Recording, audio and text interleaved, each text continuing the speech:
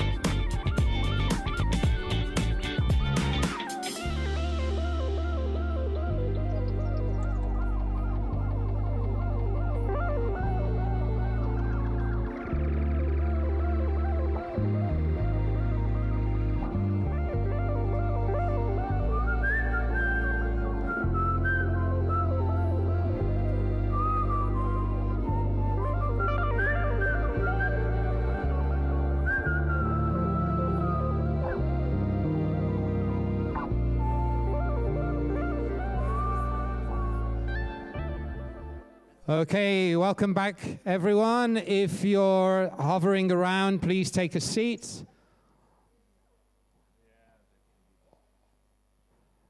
Okay, so before we start the next one, I'm just going to play a little bit of a game with you, just in case there's a few folks wandering down from the cinema stage that wanted to catch the last session. So the way this works is I'm going to hit this tennis ball into the audience, a little bit like at a baseball game. Someone needs to catch it.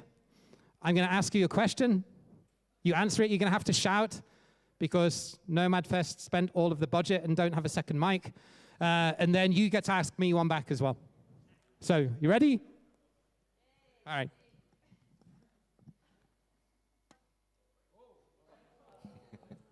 Who's got it? Where is it? No, let's pick it up. You got it? Okay, so shout your name. Florian. Florian, who was your secret teenage crush? Yeah. Simona. Okay. Anyone famous? No. Okay. And you get to ask me one now. Keep it clean.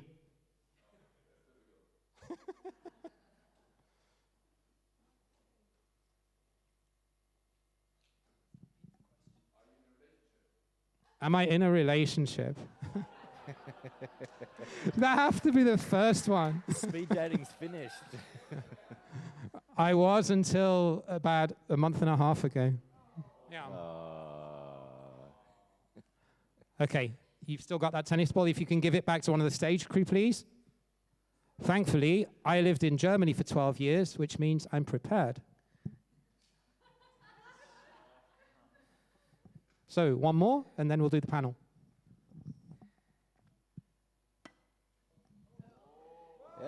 Hey! Sign this guy up. He should play cricket. What's your name, sir? Borg. And, okay, so Borg. What's your favorite vegetable and why? A tomato. No, not a tomato, Americans. We speak English, not American. Why tomato? Why not? Actually, if you spend time in Bulgaria, they have probably the best tomatoes in the world. That's definitely one of the big advantages of spending time here. The tomatoes here are delicious. After spending 6 months in Paraguay, when I got back to Bulgaria 3 weeks ago, the first thing I did was buy tomatoes. Okay, so you get to ask me one back as well.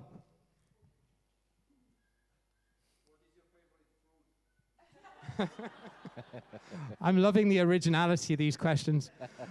What's my favorite fruit? So I'm going to sit down and tell a little story. when I was a little boy, my poor old mother tried to get me to eat fruits and vegetables, and I was a real arsehole of a kid, and I hated fruit and vegetables, apart from Granny Smith apples. They were my favorite when I was a kid. Now I'm a little bit more diverse in my culinary tastes, I think just because foreign countries make fruit and vegetables actually taste nice, whereas British cuisine doesn't. So yeah, it would have to be the apple, I think. That would be the one I would struggle to live without. Okay, so if you could please give the other tennis ball to someone in the stage crew. Oh.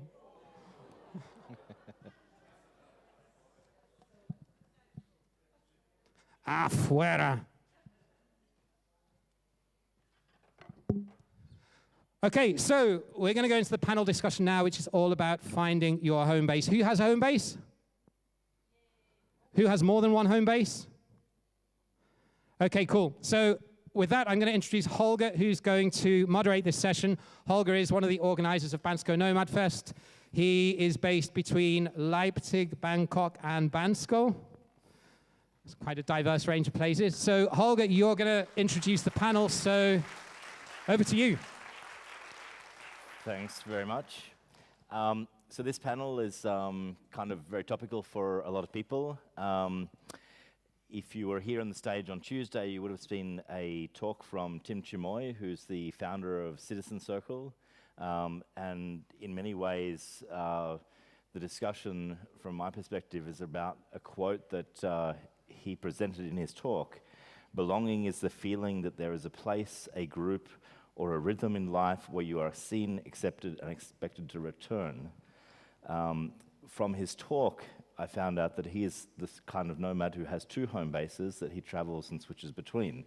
So a little bit like the stalks that you see on the top of the poles in Bansko, he goes between two home bases. So Tim Chimoy, can you come up and join us?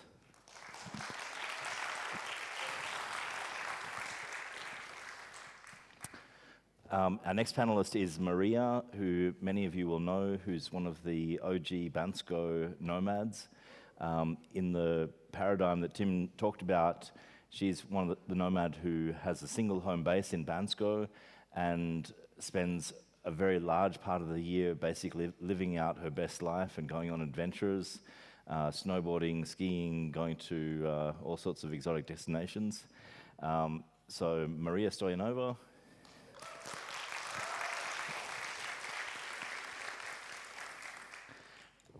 Speaking of OGs, Johannes Faulkner is known to probably all of you as the founder of Nomad Cruise and Nomad Base, and in this paradigm is someone who has founded one of the longest-standing nomad tribes through Nomad Cruise, people who travel in groups, who return, and where this community, in a sense, is their home.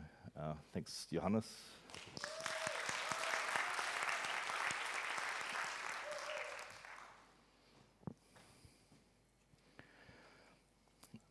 So, yeah, this quote, Tim, can you tell us a little bit more about this sense of belonging and what it means in the context of home? Thank you. For me, as I said in my talk, I was always a bit trapped between freedom and creating belonging, but I didn't really know what belonging means. And I feel that recently I gotten to understand that for me, belonging means to have an environment where people are looking forward to see me again, where people, where I have relationships with people who know me longer, where we had the time to really create a certain depth in relationship. And especially now, I mean, I lived in Chiang Mai for 8 years, on and off, now in Malta. Seeing the local people having much more sense of this belonging, and it shows me that I want a bit more of that, and this led me to change my perspective a bit towards where can I have more, can I have this smaller circle of people that I see repetitively and build this deeper connection, yet not giving up my, I won't call it travel lifestyle, let's say moving lifestyle. Maria, you're originally from Bulgaria and your home base is in Bulgaria, which for many nomads is actually a little bit unusual. What is it about Bansko that brought you back and that you made it your home base? Like, why is Bansko the place that you choose? We just won Eurovision, so Bulgaria is the place to be. Yes. Yeah, it's a bit weird. I'm Bulgarian. I had a one-way ticket to leave Bulgaria 7 years ago. Something happened. Something big happened then. COVID, of course. Then I found Bansko. Bansko was still alive. There were probably like 50, 100 people, maybe. Very, very small community, very new digital nomad community. I came here, I met a lot of people, and as Tim said, it's basically the small group of people that you feel connected to. So that's how it started. I liked it here. I decided to stay a little bit. Then I was craving more adventure, so I started traveling as well. But I never lost my connection to Bansko, because all of these people, long-term people who live here, are what makes the community that we're talking about. Many of them are not even at Bansko Nomad Fest, because the magic happens all of the other 11 months of the year as well. It's not just this 1 month. So this is the support system that I think what belonging is also about. Like someone who can help you move a couch or help you go through a breakup, or just the people who really support you through life. Yep. Yeah, I think this coming back is very important. And Johannes, you know, like one of the things that strikes me whenever I meet someone who's been on Nomad Cruise is just this feeling that they prioritize Nomad Cruise over other things in their life. You know, they keep coming back to this event because there's a strong sense of community there. How do you see the traveling kind of model as an option for nomads? Well, I think that that's not something that you can do forever, but it's a great way to see the world instead of doing solo travel, basically traveling as a community. So that's where Nomad Cruise, I think, is quite powerful, because everyone is like stuck on the same ship, and that creates really, really deep bonds, and then people end up traveling together for like many months afterwards. And so that's kind of the reason. But I think that this is just like a stage in everyone's life. So when we are like in this exploration mode and we want to see many different places around the world, then this is perfect. To find other people who are doing this, but at the same time, then there comes another stage where people want to be more settled, and then, like, for example, in the Nomad Cruise community, there were like different places where people used to move afterwards, or when they wanted to be more settled. So like many years ago, many moved to Lisbon, and then like actually now a lot of people also bought apartments here in Bansko, and it's always moving a little bit. In Bali, there's a lot of people who moved to Bali and who are just staying there now. So it's just like for a stage in everyone's life. I agree. We're talking about buying places, and Tim, you're an architect by profession. So for me, the physical space is a very big element of a home. How do you see developments like co-living as being important in this community, in the sense of home? I think there's still so much potential, and I mean, there's already very interesting stuff. There's more and more co-livings.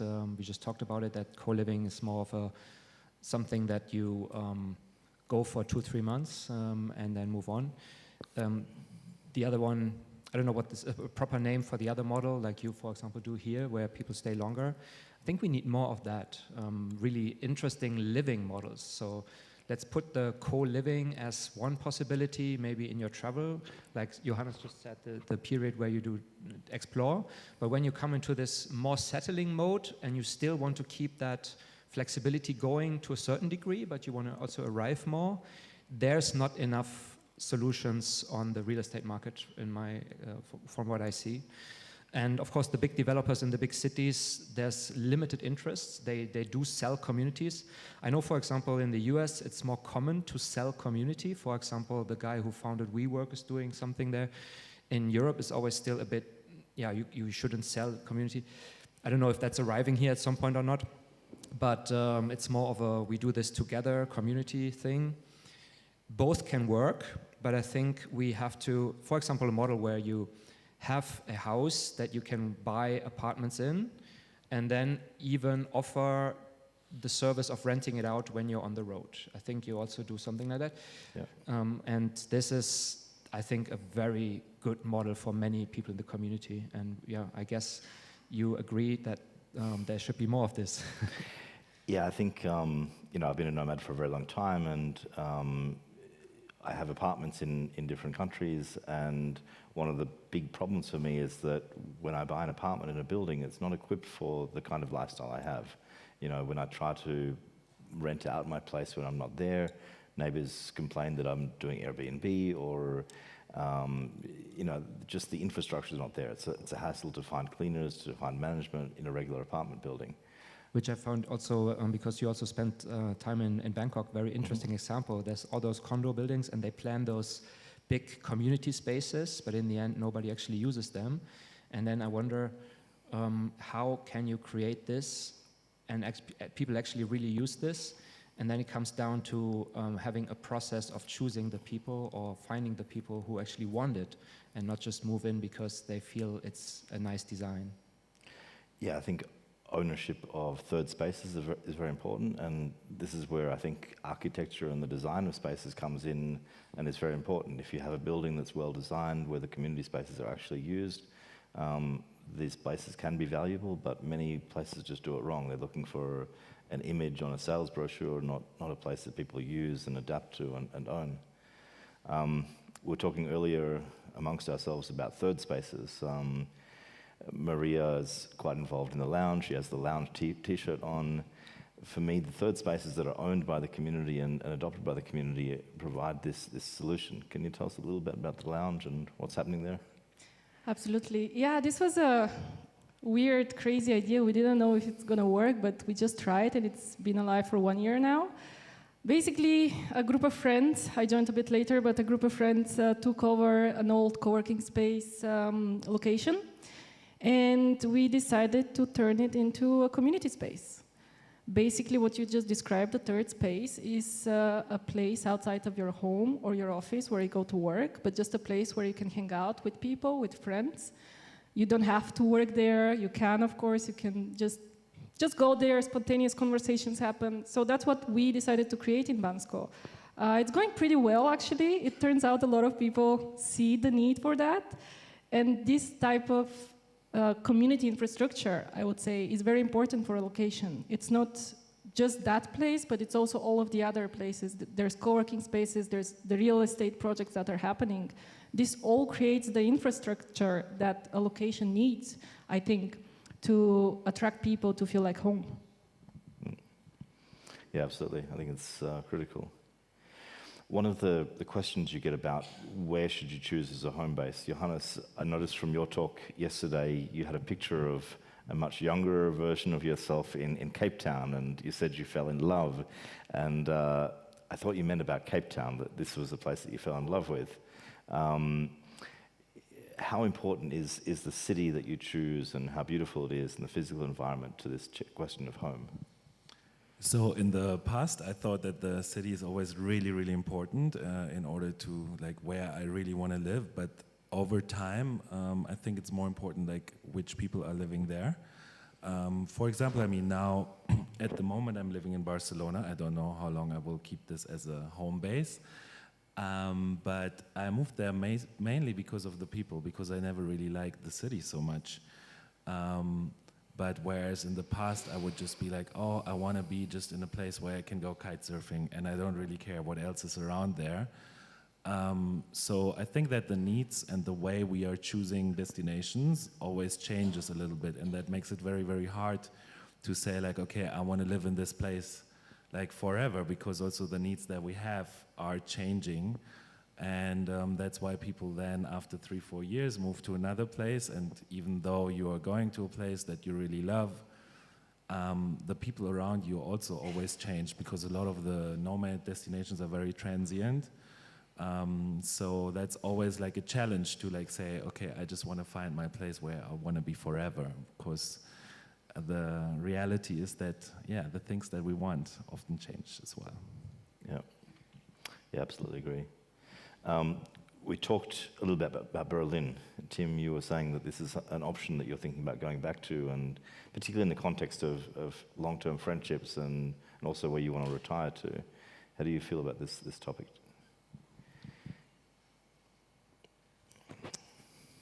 I really changed my perspective a bit in the last 2-3 years to really also even think about how could this, where do I end up when I'm maybe 60, 70?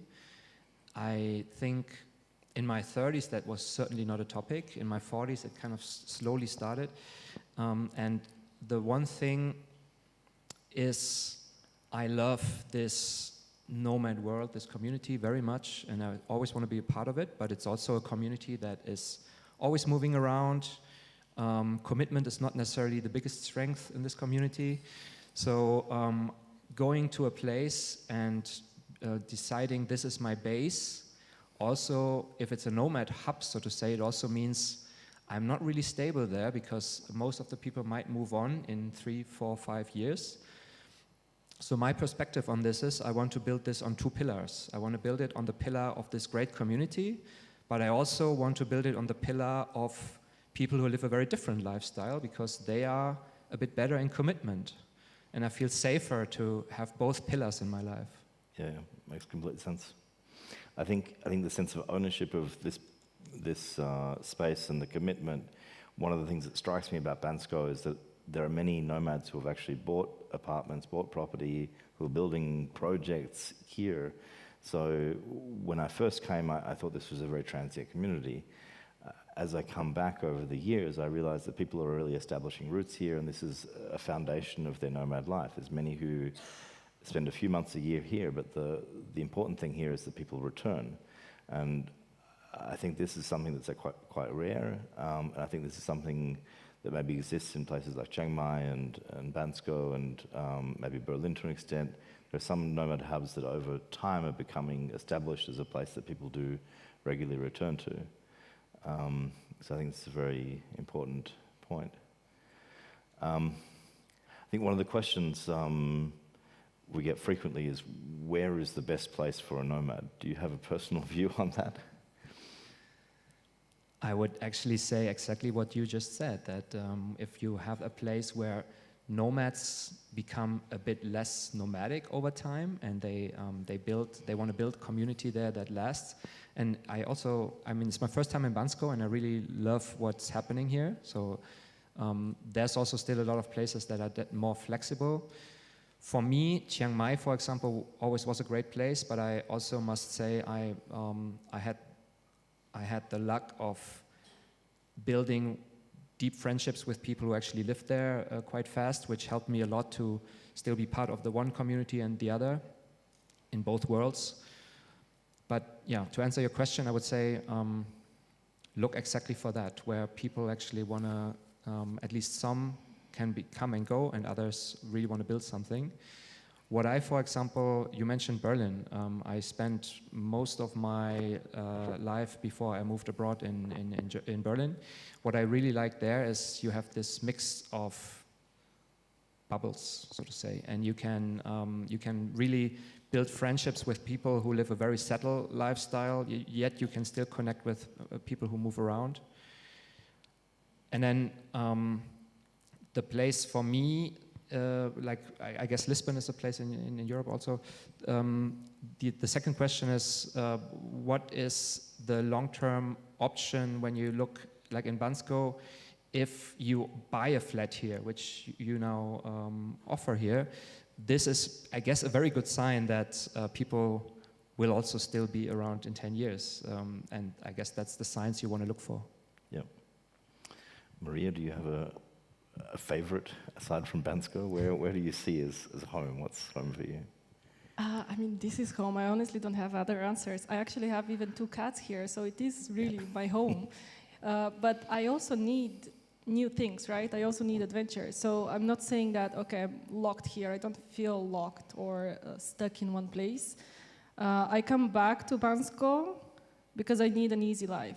When I travel, when I go to co-livings or just workations or any other destinations, I have to be very intentional to create my social life, to create my circle, and this is sometimes exhausting, right? So when I come back here, the easiness of life and that the fact that I don't even have to try, I just go outside of my home and then I meet 5 people on the way to the third place.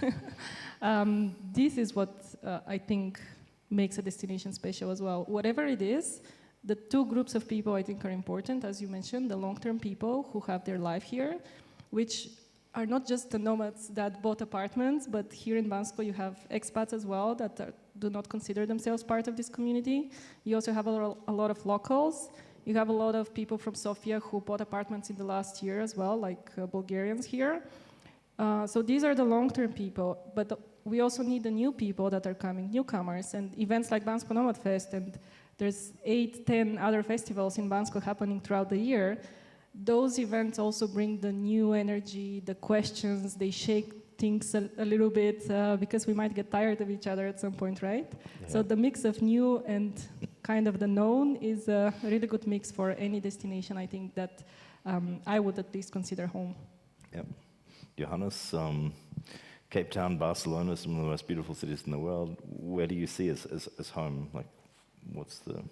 Well, for me, I mean, we talked about this a little bit earlier as well, and so for me, one thing also that we talked a little bit about is that you need to have like kind of this, home is obviously, or it's often where the people are, right? And one thing that I also do like to have a little bit more stability outside this nomad life is that I go to my hometown in Germany, and we have about 15 friends there, and they all have a very, very normal life.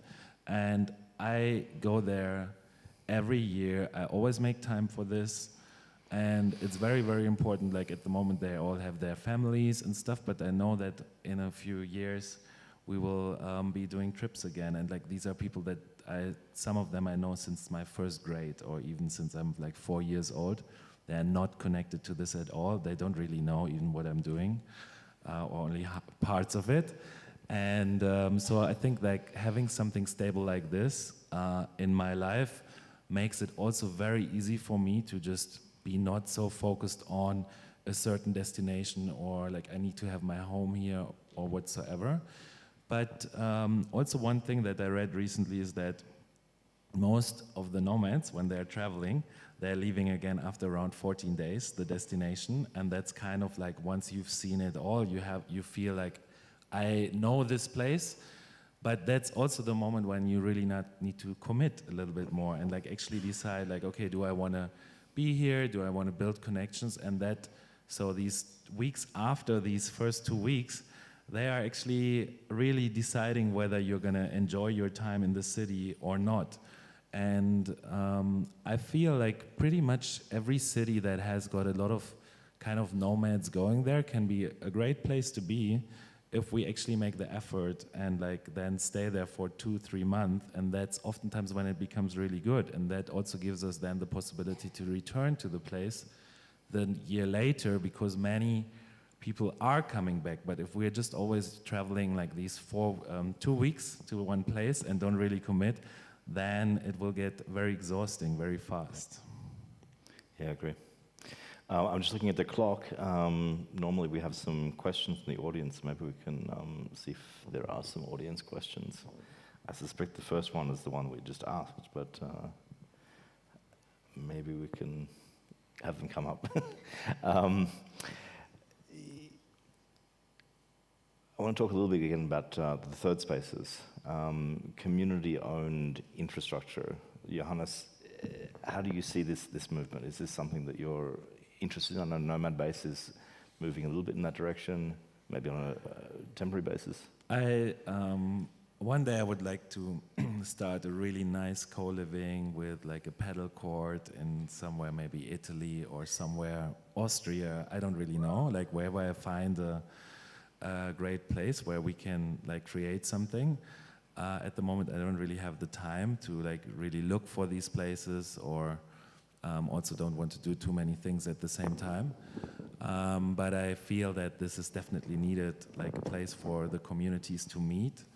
And there should be more of that around the world. So there's not that many places where, even though if a lot of people are going, for example, to Bali, it doesn't mean that they are all connected or everyone sees each other every day, because it's still quite an effort if there are like 1,000 different things you can do every day.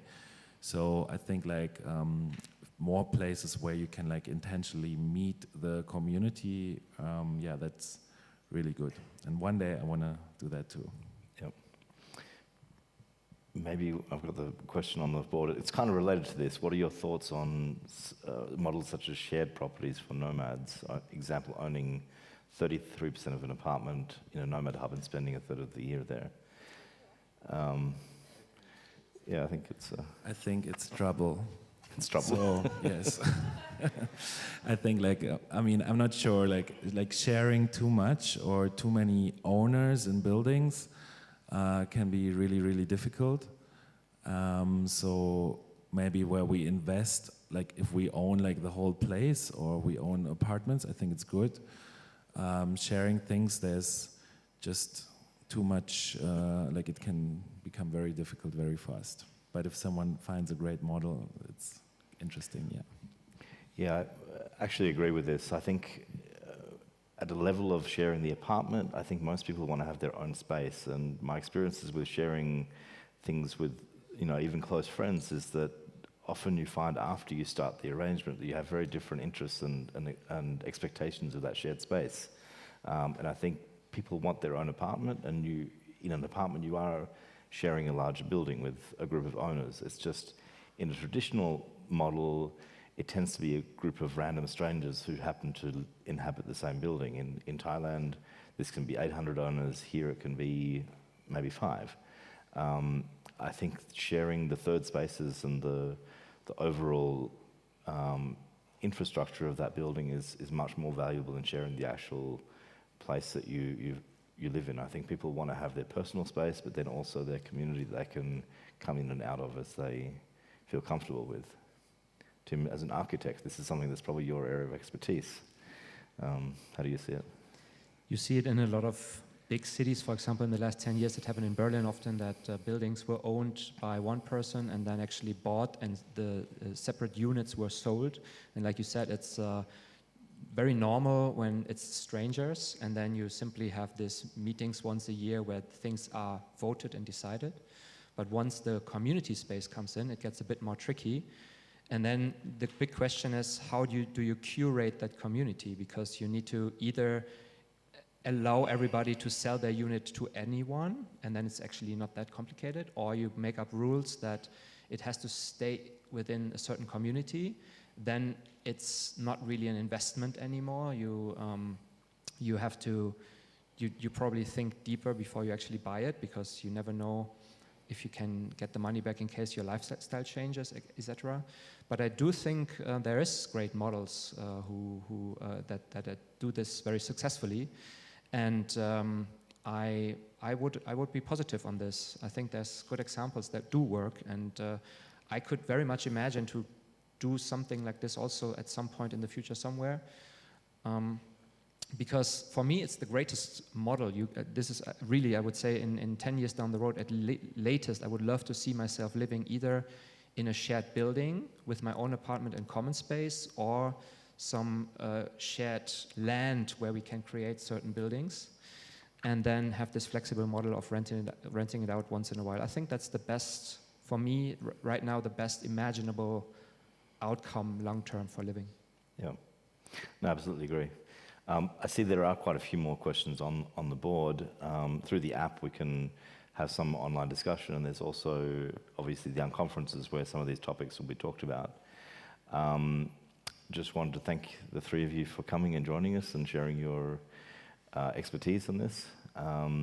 And yeah, for those who want to partake in this discussion, the unconferences have historically been a good place to talk about these kinds of issues. I think we're just about ready for lunch. Yep. The other comment I would make about this particular topic is that what you're saying about shared apartments. There is a lot of places in Bansko where this spontaneously happens, where you have certain buildings that become home to nomads, where people know someone who's moved into an apartment and they just happen to, inhabit the same apartment. So I think this doesn't always have to be planned out. It can be very spontaneous. James, are you closing up? All right.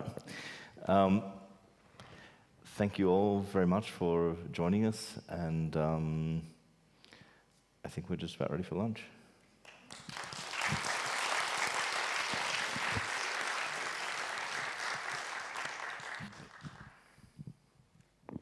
Okay, thank you, Holger and panel, for a great session on Homebase. Just a quick one before we go for lunch. There is the brown industry tent in the park, which has some new participants in there today. So if you're at the park and you see a big brown tent, stop by, see what's going on there. There is, as always, lunch in the park too. The unconferences start at 2 p.m. And just on this topic, actually, having the mic means I can plug my own unconference. But it is actually on topic. I'm going to be talking about having a two-base strategy and how that fits in with someone that maybe doesn't want to tie themselves down to one specific base because of weather or taxes or whatever it might be, but also wants to have creature comforts and familiarities in two different locations. So I'll be in tent 8 at 2 p.m. to continue along a similar sort of topic as this one. So Johannes, Maria, Tim, Holger, thanks very much again, and lunchtime. Thank you.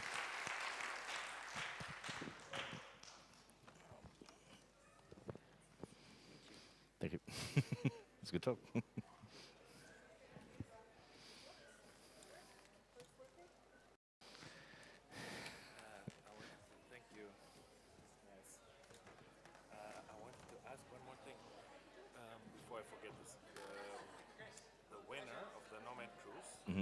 Can I draw it at the